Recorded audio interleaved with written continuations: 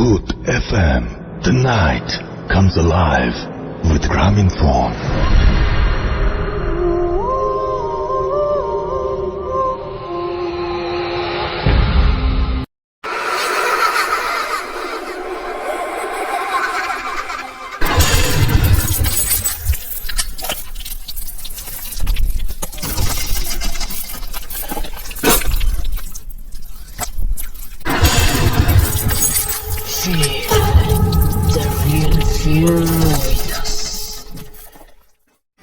প্রিয় লিসেনার্স, আসসালামু আলাইকুম। দেশ ও দেশের বাইরে যে যেখান থেকে আফনান দ্য ওয়ার্ল্ডের আজকের হরর নাইট এপিসোডের 45তম আয়োজনের সাথে যুক্ত হচ্ছেন বা পরবর্তীতে হবেন, সবাইকে জানাচ্ছি শুভেচ্ছা ও ভালোবাসা। আশা করি সবাই ভালো আছেন, সুস্থ আছেন। প্রিয় লিসেনার্স, আজকের হরর নাইট এপিসোডে যার কাছ থেকে আমরা ঘটনা পেয়েছি এবং যে ঘটনা উপস্থাপন করতে যাচ্ছি, তো তার নাম হচ্ছে মোহাম্মদ তাহমিদ, যার বাড়ি বাগেরহাট জেলার মোরেলগঞ্জ উপজেলার তেলিগাতি ইউনিয়নের তেলিগাতি গ্রামে। ইতোমধ্যে তাহমিদের বেশ কিছু ঘটনা আপনারা শুনেছেন। আপনারা অনেকেই তাহমিদের পাঠানো ঘটনাগুলো পছন্দ করেছেন। তাহমিদের পাঠানো ঘটনাগুলোর মধ্যে আব্দুর রশিদ দাদার ঘটনা কিন্তু ছিল। আজকের এপিসোডে আব্দুর রশিদ দাদার সাথে ঘটে যাওয়া দুইটি ঘটনা আপনাদের সামনে উপস্থাপন করতে যাচ্ছি। আশা করছি ঘটনাগুলো আপনাদের সবার কাছে ভয় শিহরণ জাগাতে সক্ষম হবে ইনশাল্লাহ। তো চলুন কথা না বাড়িয়ে ঘটনাতে চলে যাই। আব্দুর রশিদ দাদার বয়স বর্তমানে 75 বছরের মতো হবে। আর ঘটনা যখন ঘটেছিল সেটা মুক্তিযুদ্ধেরও আগের।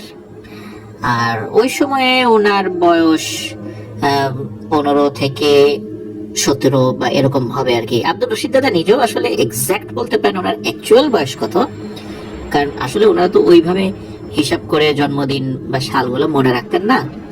বর্তমান তার ভোটার আইডি কার্ড অনুযায়ী 75-76 বছরের মতো বয়স আর কি। তো যাই হোক, ওই সময় তো উনি একদম ডান পিঠে কিশোর ছিলেন। আর ওনার কিছু বন্ধু বান্ধব ছিল, তার মধ্যে এক বন্ধুর নাম ছিল হচ্ছে মনা, আর একজনের নাম ছিল আক্কাস। এই তিনজন কিন্তু সবসময় একসাথে থাকতেন। আর গ্রামের ডান পিঠে কিশোরদের কিন্তু একটা কমন বদ অভ্যাস রয়েছে, সেটা হচ্ছে শীতের সিজনে যখন স্পেশালি খেজুর গাছের রস সংগ্রহ করা হয়, তখন রাতের বেলা গিয়ে সেই রস চুরি করে খাওয়া। তো গ্রামে কিন্তু যারা কিশোর রয়েছেন তারা এই কাজটা, এই অপকর্মটা বেশ মজা করেই করে থাকেন। কেন বলছি, এর মধ্যে তারা একটা অন্য ধরনের আনন্দ পান। যদিও বা এটা যে খুব বড় ধরনের পাপ কাজ এই চিন্তা করে করেন না, তারা একটা আনন্দ নিয়েই এই অপকর্মটা করেন। তো এই ডান পিঠের স্বভাবটা কিন্তু অনেকের মধ্যেই আগে ছিল। এখন তো আসলে গাছগাছালি কমে গেছে, খেজুর গাছও কমে গেছে, যার ফলশ্রুতিতে সেই আগের সেই পরিবেশটা এখন আর নাই। খেজুর গাছের রসও আগের থেকে কমে গেছে। আগে কি হতো, খেজুর গাছে যখন হাড়ি পাতা হতো, সারা রাত ধরে হাড়ি পাতার পর দেখা যেত হাড়ির রস উপচে পড়ছে।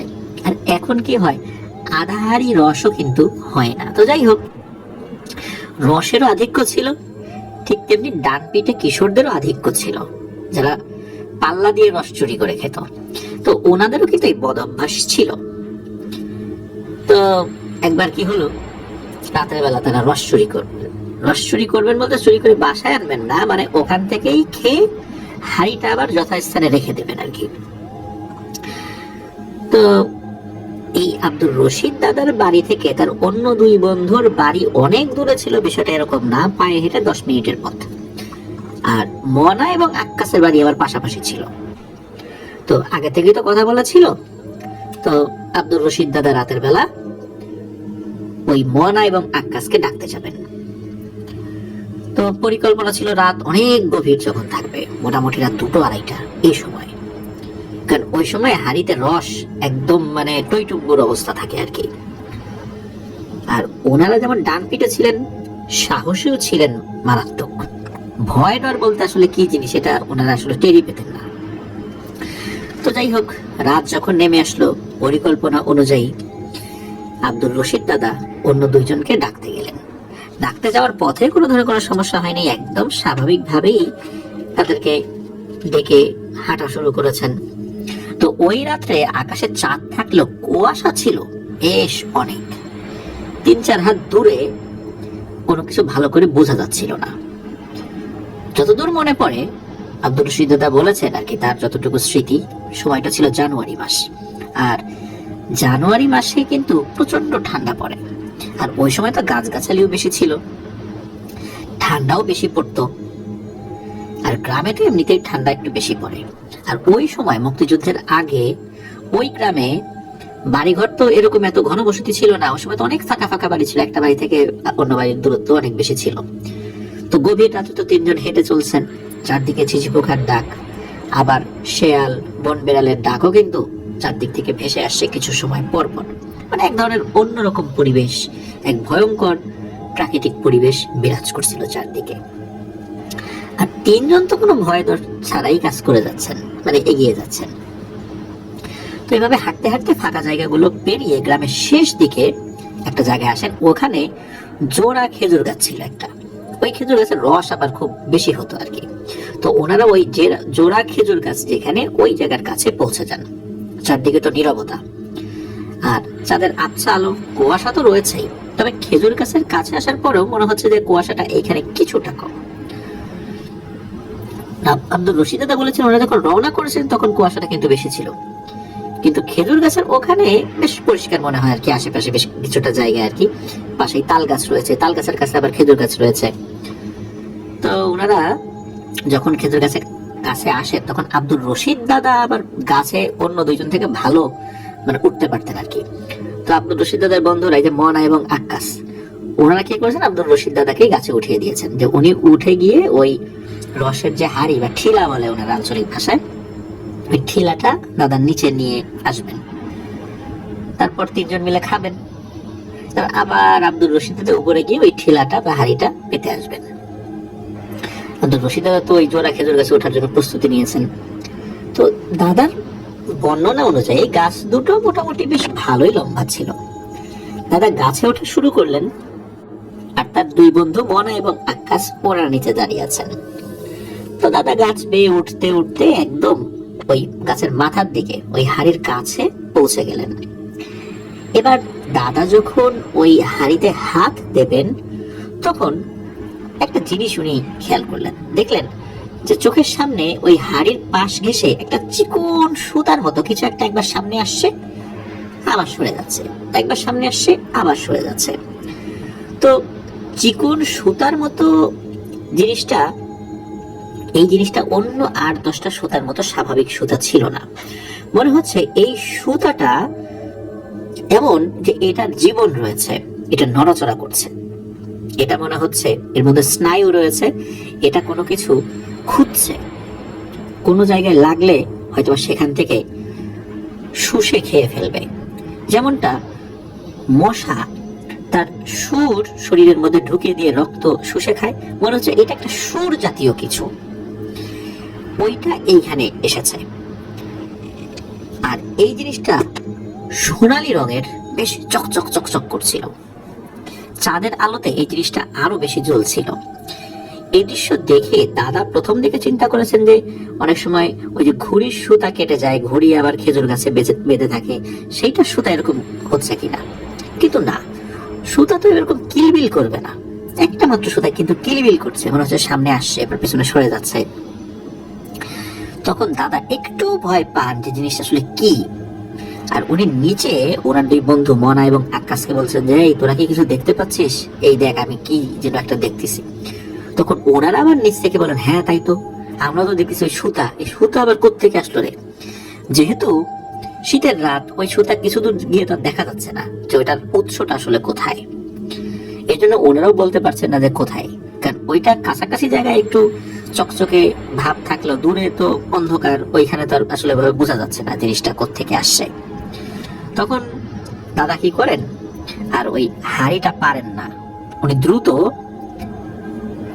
খেজুর গাছ থেকে নিচে নেমে আসেন। নিচে নেমে এসে বলেন যে আমার কাছে ব্যাপারটা তো ভালো মনে হচ্ছে না, চলো এখান থেকে চলে যাই, ওই তাল গাছের কাছে আর একটা খেজুর গাছ আছে, ওখানেও হাড়ি পাতা আছে, ওই জায়গাটাতে যাই। তো দাদা এবং তার দুই বন্ধু মনা এবং আকাশ, ওনারা দুজন ওই তাল গাছের দিকে যাওয়া শুরু করেছেন। তো তাল গাছের কাছাকাছি যখন গিয়েছেন তখন একটা ভয়ঙ্কর দৃশ্য ওনারা দেখতে পান। ওনারা দেখতে পান এই বিশাল তাল গাছের মাথায় এক পা, আর তার থেকে দূরে যে আর একটা খেজুর গাছ রয়েছে, যেই খেজুর গাছের রস ওনারা আবার পাড়তে যাচ্ছেন, ওইখানে আর একটা পা দিয়ে একটা ভয়ঙ্কর দানব আকৃতির কোন একটা অবয়ব দাঁড়িয়ে আছে। আর তার শরীর থেকে এরকম বেশ কিছু সুতোর মতো জিনিস বের হয়েছে, যেটা এরকম কিলবিল করছে। সেইটাই মূলত একটা ওই খেজুর গাছের কাছে গিয়েছিল। ওই জিনিসটার মাথা ছিল না, বুকের উপর দুটো চোখ এবং পেটের কাছে মুখ রয়েছে, এবং সেই মুখে বড় বড় দাঁত রয়েছে। আর বুকের উপর যে চোখ দুটো রয়েছে, সে দুটো চোখ আগুনের মতো জ্বলজ্বল করছে। আর এই যে এই রশিদ দাদা, মনা এবং আকাশ দাদা, এই তিনজনের দিকেই ওই অবয়বটা তাকিয়ে আছে। এই তিনজন তো একদম ভয়ে জমে গিয়েছেন, নড়াচড়াও করতে পারছেন না। কিন্তু এমত অবস্থায় এই যে রশিদ দাদা, উনি বলছেন অন্য দুজনকে, মনা, আকাশ, খবরদার দৌড় দিস না। আমি মুরব্বীদের মুখে শুনছি এই জিনিসটাই তাল গাছে থাকে, মাঝে মাঝে কেউ কেউ দেখে, তবে এই জিনিসটা কারো কোনো ক্ষতি করে না, তবে দৌড় দিলে কিন্তু ক্ষতি করতে পারে। দৌড় দেওয়া যাবে না, ঘুরে আস্তে করে হেঁটে চলে যাই, চল, আজকে আর রস খাওয়া যাবে না। তখন ওনারা কি করেছেন, উল্টো দিকে ঘুরে ওনারা হাঁটা ধরেছেন। তো ওনারা কিন্তু আসলে এরকম নামাজ রোজা করতেন না, আর মানে ওই সময় আসলে ওনাদের বয়স কিশোর বয়স, তো ওইভাবে নামাজ রোজা শেখেনও নাই, আর দোয়া কালাম ওরকম জানতেন না। তো সাহসী ছিলেন বেশ। তো ওনারা কোনো দোয়া কালাম আসলে যেহেতু জানতেন না, পড়েন নাই, ওনারা উল্টো দিকে ঘুরে হাঁটা শুরু করছেন। হাঁটতে হাঁটতে প্রথমে ওই যে মনা এবং আকাশ, ওনাদের দুইজনের বাড়ির কাছে এই রশিদ দাদা এগিয়ে দিয়েছেন। এরপর আব্দুল রশিদ দাদা উনি নিজেই একা একা হেঁটে হেঁটে ওনার বাড়িতে চলে আসেন। এরপর বাকি রাত ঘুমিয়ে কাটিয়ে দেন।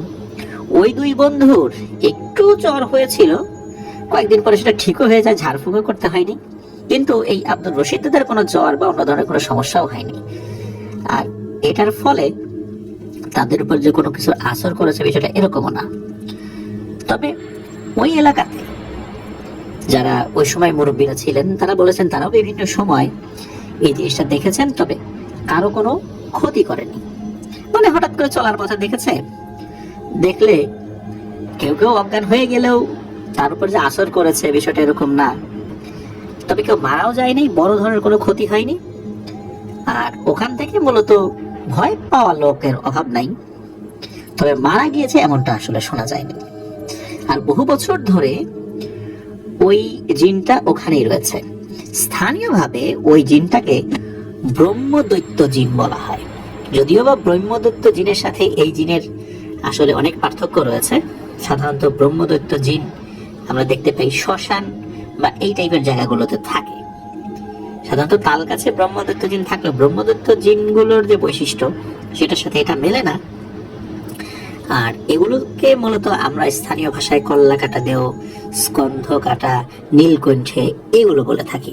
আসলে স্থানীয়ভাবে তো অনেকে বিভিন্ন ধরনের শব্দ চয়ন করেন, সেই কারণেই হয়তোবা এই জিনটার নাম তারা দিয়েছিলেন ব্রহ্মদৈত্য জিন। তো যাই হোক, এই যে আব্দুল রশিদ দাদা উনি কিন্তু এখনো ভালো আছেন, সুস্থ আছেন। আর এখনো কিন্তু নিজের হাতে ওনার ক্ষেতে ধান রোপণ করেন। এখনো কিন্তু উনি কৃষি কাজ করেই জীবিকা নির্বাহ করছেন।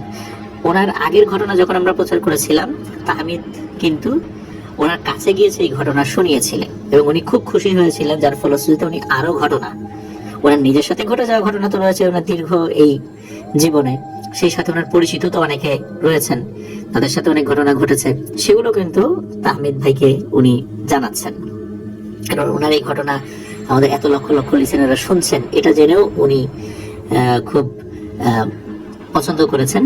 আশা করছি আব্দুল রশিদ দাদার কাছ থেকে আরো অনেক ঘটনা ইনশাল্লাহ আমরা পাবো আমাদের আফটার দ্য ওয়ার্ল্ডের লিসেনারদের জন্য। উনি এরকম আরো সত্য ভয়ের ঘটনাগুলো আমাদেরকে পাঠাবেন তাহমিদ ভাইয়ের মাধ্যম দিয়ে। তবে কালের বিবর্তনে আব্দুল রশিদ দাদার সেই দুই বন্ধু, এই যে মনা এবং আকাশ, ওনারা আল্লাহর ডাকে সাড়া দিয়ে চলে গিয়েছেন। আল্লাহ তাদের ভুল ত্রুটি ক্ষমা করুন, জান্নাত নসিব করুন। আব্দুর রশিদ দাদার হায়াত আল্লাহ তাআলা আরো দারাজ করে দিন, আরো বৃদ্ধি করুন। উনি সুস্থতার সাথে আরো দীর্ঘদিন আমাদের মাঝে থাকুন, আমাদেরকে ঘটনা পাঠিয়ে যান, এই কামনা করি। প্রিয় লিসেনার্স, চলুন আমরা চলে যাব তাহমিদের পাঠানো দ্বিতীয় ঘটনায়। আমি বলেছি দ্বিতীয় ঘটনাটিও আব্দুর রশিদ দাদার। এই ঘটনার সময়কাল কিন্তু 90-এর দশকের কোন একটা সময় হবে। উনি এক্সাক্ট সালটা আসলে এরকম করে বলতে পারেন নাই। তো দাদা কি করতেন, উনি কিন্তু মৃত লাশ গোসল করাতেন। আর একটা মানুষ 30 বছর বেশি সময় ধরে গ্রামে লাশ গোসল করান, তাহলে তার সাথে তো ঘটনা ঘটবে, এটাই স্বাভাবিক, তাই না? তো এই ঘটনাটিও ওই লাশ গোসল করিয়া আসার সময় ঘটনা। তো 90-এর দশকের কোন একটা দিনে আব্দুর রশিদ দাদা লাশ গোসল করাতে চান। তো উনি পরন্ত বিকেল বেলা ওই লাশ গোসল করার জন্য বাসা থেকে রওনা করেছেন। তো গ্রামের মেঠো পথ ধরে হেঁটে হেঁটে এগিয়ে যেতে লাগলেন। হাঁটতে হাঁটতে তিনি মেঠো পথ বেয়ে বেয়ে যেতে যেতে একটা বড় এটাকে তাল ভিটা বলে, তাল ভিটা পরে পথে, তো ওই দিক দিয়ে গিয়েছেন। তো তিনি গিয়ে সন্ধ্যার দিকে ওই যেই মৃত বাড়ি সেখানে পৌঁছান।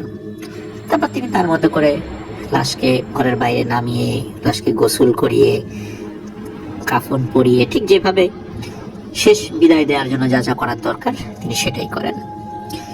আর এদিকে সন্ধ্যা পেরিয়ে রাত গভীর হয়ে আসলো, দাফন কাফন হয়ে যায়, জানাজা হয়ে উনি সবকিছু শেষ করেই যখন রওনা দিবেন তখন রাত বেজে যায় আনুমানিক 11টা 11:30 মতো।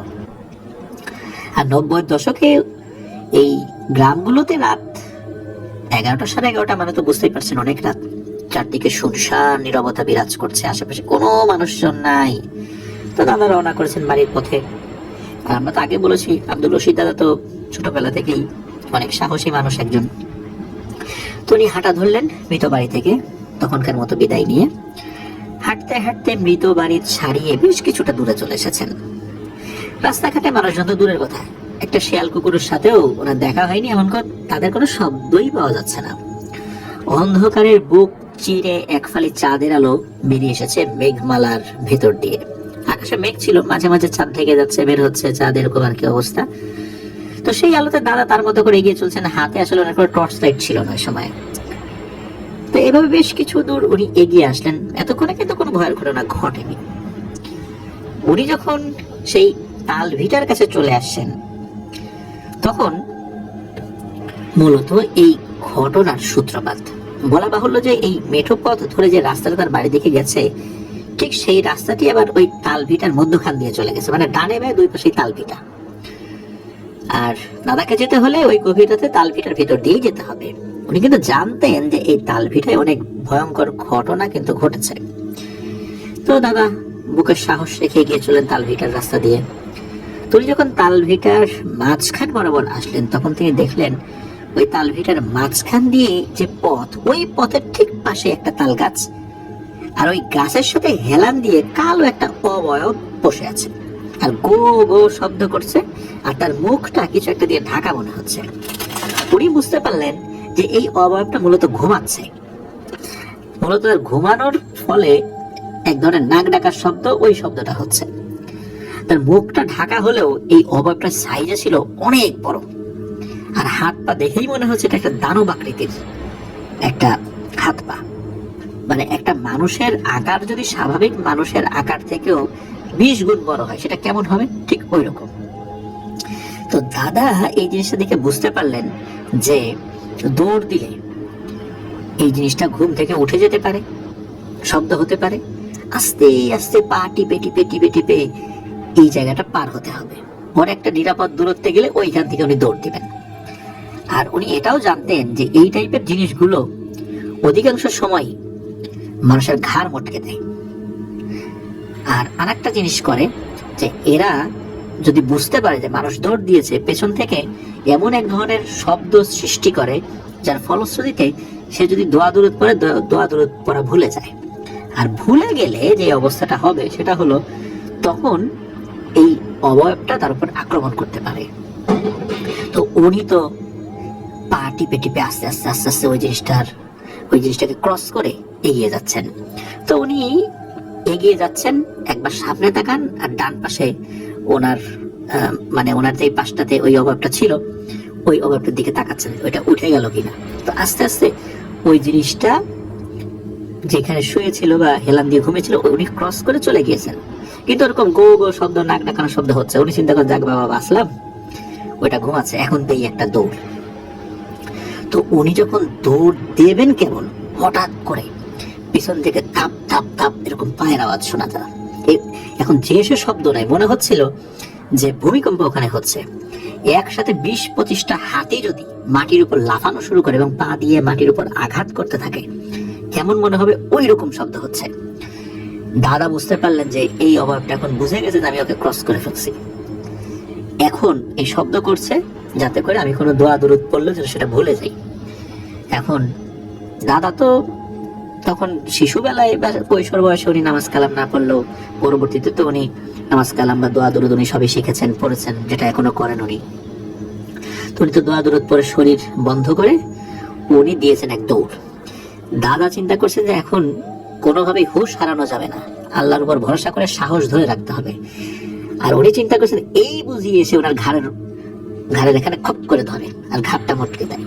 কারণ ওই ধূপ উনি যতই আগাচ্ছিলেন ওই ধূপ ধাপ আওয়াজটাও কিন্তু ওনার সাথে সাথে আসছিল, এমন একটা অবস্থা। তাহলে ভয় লাগাটাই কি স্বাভাবিক নয়?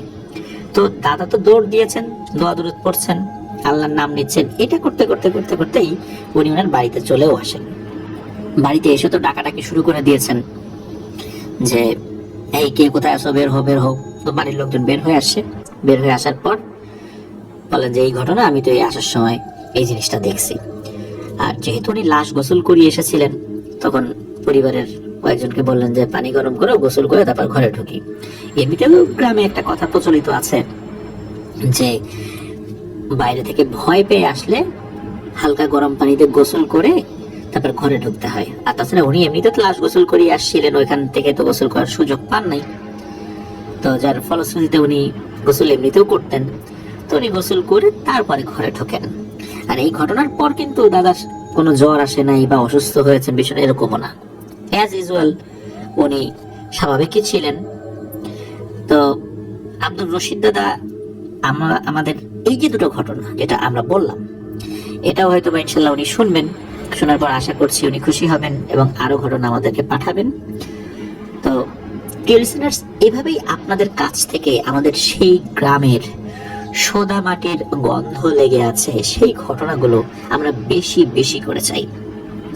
আর আমাদের প্রবাসী ভাইরা যারা বিদেশে রয়েছেন, ওইখানে ঘটে যাওয়া ঘটনাগুলো আপনারা কিন্তু পাঠাতে ভুলবেন না। আর আপনাদের জানা দেশে যে ঘটনাগুলো ঘটেছিল সেগুলো আপনারা আমাদেরকে পাঠাতে পারেন। আপনারা যেই ঘটনা পাঠাতে চান না কেন অবশ্যই ইমেল করে ঘটনা পাঠাতে হবে। আর আমাদের ইমেল অ্যাড্রেসটা হচ্ছে afnandaharworld@gmail.com। স্পেলিংটা আমি বলছি AFNANTHEHORRORWORLDBD, afnandaharworld@gmail.com। স্পেলিংটা আমরা আমাদের ভিডিও ডেসক্রিপশনে দিয়ে রেখেছি, সেখানে গিয়ে স্পেলিংটা চেক করে নিতে পারবেন। প্রিয় লিসেনার্স, আমাদের এপিসোড কেমন লাগলো সেটা জানাতে কিন্তু ভুলবেন না। এই ভিডিওর কমেন্ট সেকশনে জানাতে পারেন। এছাড়া আমাদের ফেসবুক পেজ এবং গ্রুপ রয়েছে, যেটা লিংকও এই ভিডিওর ডেসক্রিপশনে দেওয়া রয়েছে। সেখানে গিয়ে আমাদের ফেসবুক পেজে কমেন্ট করতে পারেন আর ফেসবুক গ্রুপে কমেন্ট এবং পোস্ট দুটোই করতে পারেন। প্রিয় লিসেনার্স, আজকের এপিসোড থেকে বিদায় নিচ্ছি। ধন্যবাদ জানাচ্ছি তাহমিদ ভাইকে, ধন্যবাদ জানাচ্ছি আব্দুর রশিদ দাদাকে, আরো ধন্যবাদ জানাচ্ছি যারা ধৈর্য ধরে এপিসোডটি শুনেছেন। প্রিয় লিসেনার্স, আমার জন্য দোয়া করবেন, আমার পরিবারের জন্য দোয়া করবেন, আপনাদের জন্য দোয়া রইল, আপনাদের পরিবারের প্রত্যেকের জন্য দোয়া রইল। মহান আল্লাহ সুবহানাহু ওয়া তাআলা আমাদেরকে ভালো রাখুন, সুস্থ রাখুন, নিরাপদে রাখুন, আফনান দ্য ওয়ার্ল্ডের সাথে রাখুন।